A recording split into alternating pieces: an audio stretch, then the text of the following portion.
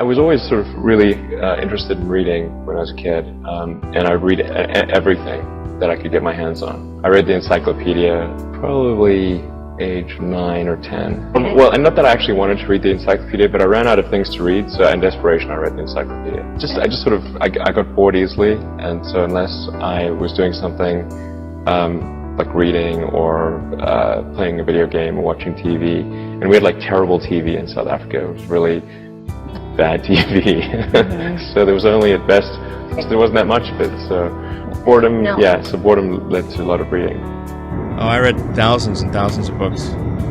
You know, I like the sort of Lord of the Rings and The Hobbit and that kind of thing. And I was 14, 15, I started reading some of the philosophers, Nietzsche, Schopenhauer, that sort of thing, by people like Dostoevsky. Oh, brutal.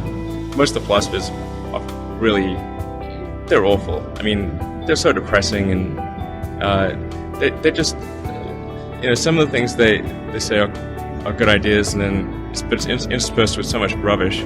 But I was sort of, you know, early teen years trying to figure out the meaning of the universe and all that, and it was very difficult to come up with anything that wasn't some piece of arbitrary claptrap. The question is harder than the answer. Really, it's the question that's the hard part, and that takes a much bigger computer than Earth to figure it out. I think there's some truth to that. When we ask questions, they come along with all of our biases, and so there are so many things implied in the question that you should really ask, is that the right question? And that's very hard to figure out. Well, I think you learn a lot depending upon, you know, whose life you're reading about. There are lots of lessons in there. I read Isaacson's biography of Jobs, which I thought was quite interesting. And I actually really liked his biography of Benjamin Franklin, who I would say is certainly one of my heroes. He seemed like a really great guy. Since I'm traveling so much, that I often find I'm reading the books on my iPhone, which may sound like, wow, this is really tiny, but honestly, the book I'm reading, which I was sort of thinking, should I say this or not? But it's a book on Howard Hughes. You know, maybe a cautionary tale. Try to learn as much as possible that allows you to predict the future or make the future. So the saying is the best way to predict the future is to make it. And then assess whether what you're learning is enabling you to predict the future with less error. Are you less wrong? We're always wrong to some degree. But can you reduce the error on your future predictions? I think that's the way to look at education, as of course, but it's both create the future, and predict the future. So that includes art and all those other things. But close the loop on being less wrong about future. I would say that's the right way to think about education.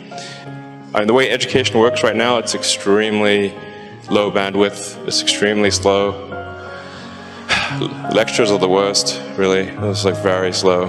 You know? Try to predict the future with less error. This is very hard, as you were saying. I'm not sure it's 99.9%, but it's not very good, generally, at prediction of the future. But I think often people don't try. The first thing is try. If you don't try, okay, you know, you got to try, and then adjust based on the error of your prior predictions. Well, I studied physics, and I'd certainly strongly recommend physics as a good grounding to understand the nature of reality. I mean, physics is fundamentally just understanding how does the universe actually work, and then that's a good foundation for then a variety of engineering disciplines. And I think also the analytical principles, the sort of analytical constructs used in physics apply to basically anything.